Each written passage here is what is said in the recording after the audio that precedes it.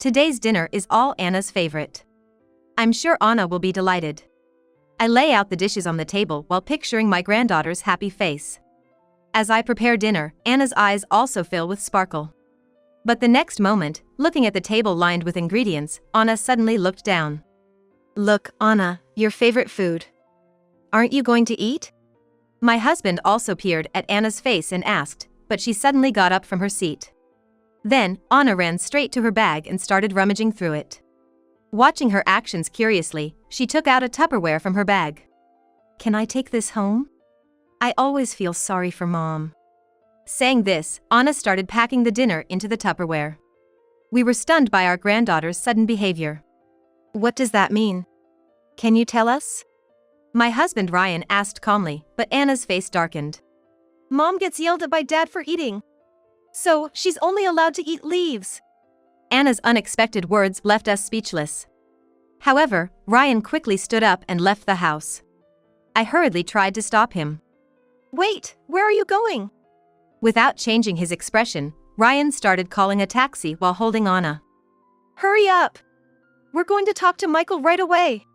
We immediately headed to my daughter's house in a taxi. What we saw there. My name is Susan. I worked as a childcare worker but retired when I got married. I met Ryan when I started working in my 20s. Ryan was the son of an acquaintance. He worked for a major company, seemed taciturn and unfriendly, but was competent at work. Ryan, 8 years my senior, had failed to find the right person before me. He joined the management department of his company at a young age, had excellent academic credentials, and a high income.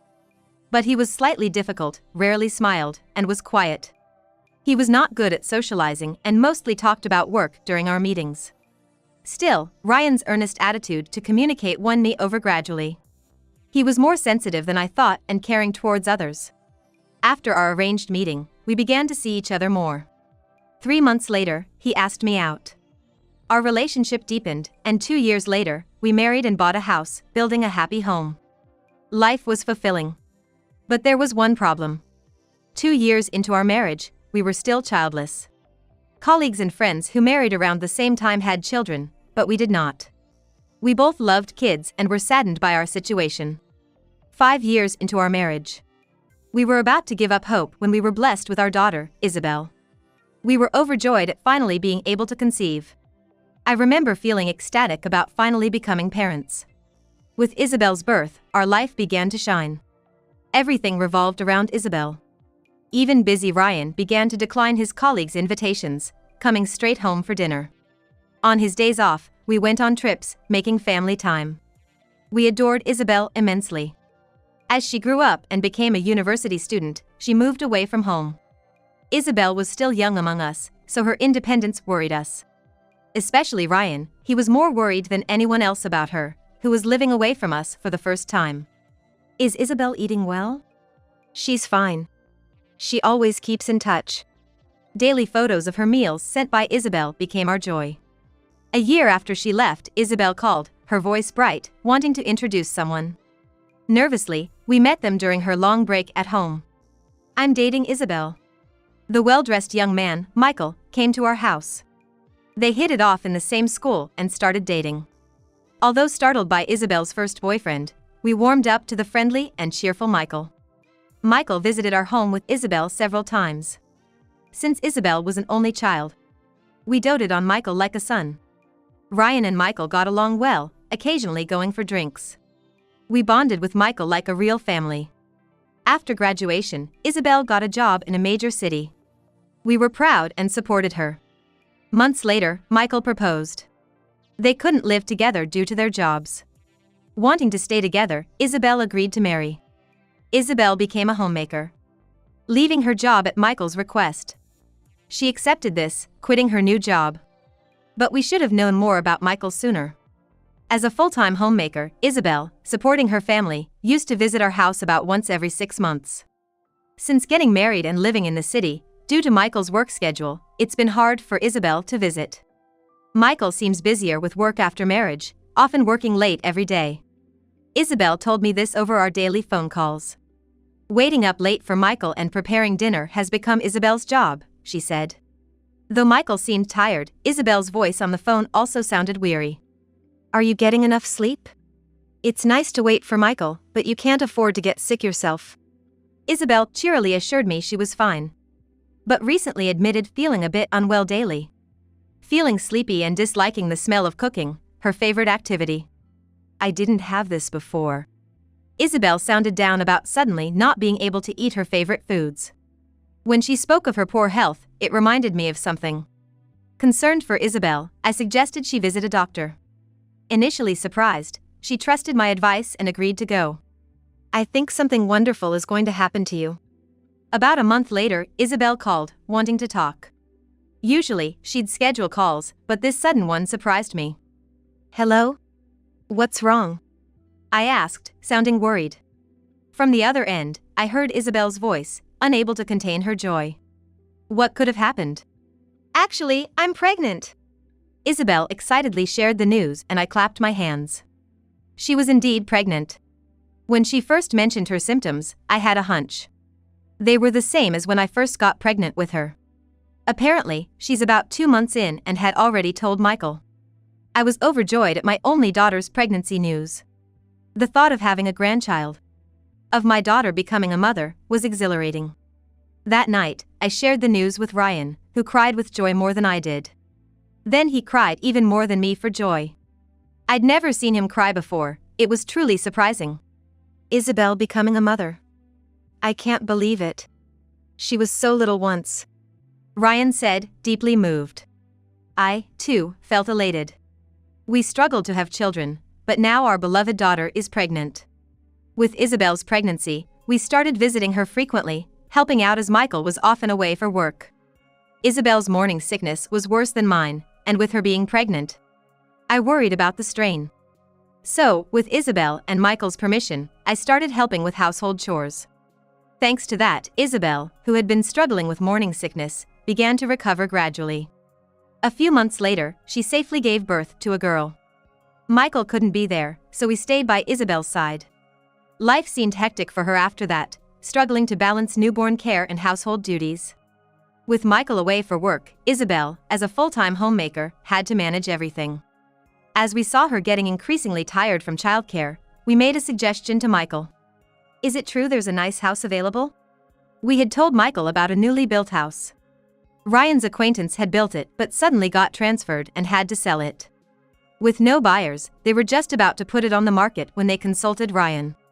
Knowing that Isabel and her family had been considering buying a house since their marriage, and with their growing family, Ryan brought it up to them. Isabel had mentioned their current place was getting cramped, especially with Anna's arrival. We suggested to Michael that now might be a good time to buy, as it was a bargain. It meant moving a bit to the countryside, to the neighboring county, which would also make it easier for me to visit Isabel. That's what I thought too. To our surprise, Michael agreed easily, and they decided to move to the house. We helped with the move. On moving day, I noticed Isabel looked a bit pale. You don't look so well. Is something wrong? Isabel hesitated but shook her head and said it was nothing. Maybe it was just the fatigue of parenting. Don't overdo it. Moms need breaks too. Thanks, Mom. I'm okay, just a bit tired. Isabel said with a troubled smile. I could only watch her worriedly. I wondered if she didn't like the new house, but she soon returned to her usual calm demeanor, so I didn't press it. After the move, they were closer to us. And Michael even arranged a transfer at work to be near home. Isabel started visiting more often, sometimes staying over. Anna, now walking around, had grown so much, it was hard to see any trace of the baby she once was. Each visit brought new surprises at how quickly she was growing. Anna's gotten so big lately, it's hard to keep up with her. Isabel sighed. It was like I was looking at my old self, and I couldn't help but smile. It reminded me of Isabel as a child, always running around. I shared these memories with Isabel, who just chuckled and asked to drop the old stories. Anna, now 3, was full of curiosity, always running off somewhere. It's amazing how fast kids grow. Grandma, let's play over here. Anna's innocent smile reminded me of when she was born. A child who was still too small to run has grown so big. It's bittersweet to see her grow so fast. Kids grow up so quickly. Maybe you'll have a second one soon? Stop it, Mom. As I spoke jokingly, I felt Isabel's face darkened at the comment. She gave a short reply and quickly changed the topic. Since Anna's birth, Isabel's usually cheerful demeanor seemed off. She had always laughed things off, but I had never seen her so clearly troubled. What could have happened? I tried to ask, but the conversation always moved on, making it hard to inquire. They continued visiting every couple of months. But when Anna turned 6, their visits suddenly stopped. They used to come over regularly, but recently it's been only phone calls. Isabel used to share her parenting troubles, but now her responses were curt. I'm busy right now, sorry. Every day ended with an abrupt hang-up from Michael, without any reason. We couldn't even see or talk to Anna, who used to visit us so often, let alone our dear daughter Isabel. No matter how much we asked for a reason, we only got nothing's wrong as an answer. Helplessly, I even tried calling Michael, but the response was just as indifferent. Sorry, I'm busy right now. Can we talk later? He'd say in a cold voice before hanging up, leaving me unable to get through to him. Ryan also tried calling several times after I consulted with him, but he received the same indifferent attitude. I wonder what's going on with Isabel and her family. They used to come over so often. Ryan said, sounding dejected, and I nodded in agreement. We felt uneasy as they suddenly stopped visiting us. However, a few days later, things changed a bit. Previously, it was Isabel who called, but now it was almost always Michael. That day, Michael called with what seemed like an update, but since I was out, Ryan answered. Is work keeping you busy? Anna must be getting quite big now, right? Ryan tried to make light conversation, but Michael's responses were still curt. Unable to hear from his daughter and granddaughter, Ryan lost his patience and asked Michael. We haven't seen your faces in a while. When can we come over? At first, Michael seemed reluctant to agree. But Ryan, not having seen Isabel and Anna for over 2 months, insisted. Michael kept saying he was too busy, but Ryan persisted, saying they would just meet briefly and leave. Then, Michael made an unexpected proposal. The long weekend is coming up, right? I want Anna to experience staying in your place, so can she stay over by herself? Ryan was taken aback by Michael's suggestion. I returned home at that moment and overheard Ryan on the phone, discussing letting Anna stay over alone. We looked at each other, deeply worried. The thought of our young 6-year-old granddaughter being apart from her parents made us uneasy. We tried to persuade Michael against it, arguing that Anna could learn to act independently at another time, but he was adamant. Anna is already 6 years old. She'll be fine alone. He insisted, leaving us with no more arguments. Of course, we wanted to see Anna, but we also really wanted to see our daughter Isabel. We were concerned about Isabel, who had been lamenting the challenges of parenting, but ultimately, due to being busy with household duties, Isabel didn't come. In the end, it was decided that only Anna would stay over. While we were sad not to see Isabel, the thought of seeing Anna after so long made our hearts leap. When the long weekend started, we picked Anna at their house. As soon as she went outside from her house and saw us, she ran towards us with a big smile. It's been a while. I greeted her. Grandpa, Grandma, Anna reported happily. We hugged her tightly, relieved and proud of her growth. We're so happy to see you. Unfortunately, Isabel was out of the house when we arrived and we couldn't meet her. However, we savored the long-awaited reunion and, on our way home, stopped to buy Anna's favorite sweets. That day, we played until evening, making up for the lost time.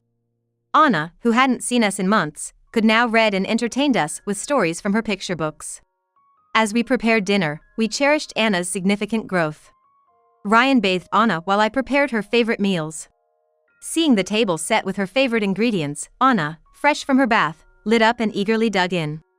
All my favorites! She exclaimed, clinging to the table with a smile that made me happy too. When we sat down for dinner and Anna lowered her face suddenly, I found it strange and watched her closely. Ryan, worried, spoke to her. Look, Anna, your favorite food. Aren't you going to eat? He leaned in and asked, but Anna suddenly got up from her seat. She went straight to her bag and started rummaging through it. I was curious about her actions, and she unexpectedly pulled out a Tupperware container. Can I take this home? I always feel sorry for Mom, she said abruptly and began packing the dinner into the Tupperware. As I watched in confusion, Ryan immediately asked her for an explanation. "What does that mean? Can you tell us?" he asked gently. Anna, looking downcast, struggled to find the words. "Mom gets yelled at by Dad for eating. So, she's only allowed to eat leaves." I was speechless at her unexpected words. What could have happened to Isabel and her family during the time we couldn't see them? Unable to comprehend Anna's words, Ryan quickly stood up. Sensing something, he grabbed his phone and wallet and hurried out of the house. "Wait! Where are you going?" I called out, trying to stop him. But Ryan, without changing his expression, picked up Anna and started calling a taxi. "Hurry up! We need to talk to Michael right now." We rushed into the taxi that arrived a few minutes later. Ryan, holding my hand tightly, couldn't hide his surprise. To Anna, who was nervously fidgeting, he assured, "It's okay." Taking a deep breath, he looked at Anna. "Grandpa and Grandma are going to give Mom and Dad a surprise visit. Can Anna help us rescue Mom?" he asked, gazing directly at her. Anna's eyes lit up, and she nodded. Seeing them, I also took a deep breath and decided to change my mindset. Such a small child should not be sad. I reassured Anna several times that everything would be okay. "Do you know a spot in the house where we can see inside from the garden? Can you show us?" Ryan asked kindly. Anna, as if remembering something, nodded strongly. "I know. I'm good at hide and seek," she said confidently, and Ryan hugged her tightly. About an hour later, we arrived at the house and decided to observe from behind the external wall. The lights inside the house were still on, and we could see the living room. Anna, breathing heavily, guided us. Holding our smartphones, we ran to a spot in the garden and hid in the shadows. Anna, seemingly excited about hiding outside, smiled happily. My heart ached seeing her like this, and I hugged her protectively. The spot we hid in faced a small window with a screen. We could clearly see inside the living room, and Ryan quickly prepared his phone. Suddenly, we heard a loud voice yelling from inside. Ryan pointed his phone towards the noise and started recording. It appeared that Michael was yelling at Isabel. I felt the blood drain from my face when I saw Isabel, who looked completely different from before. Her once lustrous hair was now unkempt and messy. Furthermore, she had become extremely thin, her face pale and gaunt. Ryan recorded the scene, his face twisted in anger. Michael's voice echoed outside, and Anna trembled at the sound, which seemed to be a regular occurrence. Our beloved daughter and granddaughter endured such cruelty. I bit my lip in rising anger. Michael's voice grew louder, and at one point, he swung his hand at Isabel. Ryan immediately burst out, yelling at the window. "Stop it!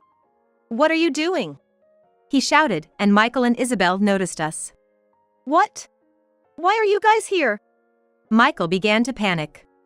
Seizing the moment, Isabel unlocked the screen door and rushed into my arms. She had become so frail that I hesitated to hug her.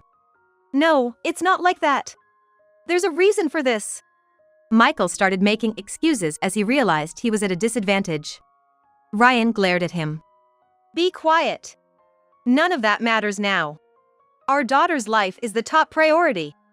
Michael lost his words, his face turning pale. I stood protectively in front of the frightened Anna and Isabel. Ryan kept an eye on Michael to ensure he didn't do anything. Soon after, an ambulance arrived, and we watched as Isabel was taken to the hospital. Ryan immediately contacted the police and reported the abuse his daughter had suffered. He provided the video he recorded to the arriving officers. Michael was then arrested on the spot. A search of the house began, and Anna testified that Michael had been physically abusing Isabel regularly. Inside the house, they found Michael's diary, which detailed his regular assaults on Isabel. The diary we found written by Michael contained his dissatisfaction with Isabel not regaining her pre-pregnancy figure after giving birth to Anna. He had been forcing Isabel to follow an extreme diet. He monitored her weight daily, scrutinizing her for not getting back in shape, and took complete control over her meals. Among the diet plans, there was even one that allowed only 3 lettuce leaves a day. That's when I understood what Anna meant when she said they could only eat leaves. Initially, Isabel had resisted and shown defiance to Michael, but when she ate anything outside the diet menu, she was assaulted. Fearful, she started to comply. Michael's diary even mentioned Anna trying to protect Isabel. He had swung his fist at Anna for intervening, and since then, Isabel had stopped resisting. We learned from the police about the extent of their suffering. It was a regret that we could not fully express. According to the police, Michael was deeply remorseful. However, it was clear that he would face prison time for his assault on Isabel and Anna. We held Anna, who was now left alone, tightly in our arms. Later, Isabel and Michael divorced, as all of Michael's actions had come to light and he was prosecuted. In the aftermath, we took care of Isabel, whose health had not yet fully recovered, and she moved in with us. Anna was overjoyed to be living with us permanently. Freed from the daily assaults, Isabel slowly started to regain her health. Her once frail body, nursed back to health, began to look healthier and fuller. "I've caused you and Dad so much trouble," Isabel said, looking remorseful. I shook my head. I never wanted to see her that frail again. Caring for our precious daughter paid off, and she had now fully regained her usual self. To celebrate Isabel's recovery, we laid out a table of dishes, the meal we had missed that day. Anna's eyes sparkled at the sight of the abundant ingredients. "There's so much. We can eat a lot." "Yes, it's wonderful to be able to eat to our heart's content," Isabel added, happily eating her meal. Watching them, we wished for this peaceful life to continue forever.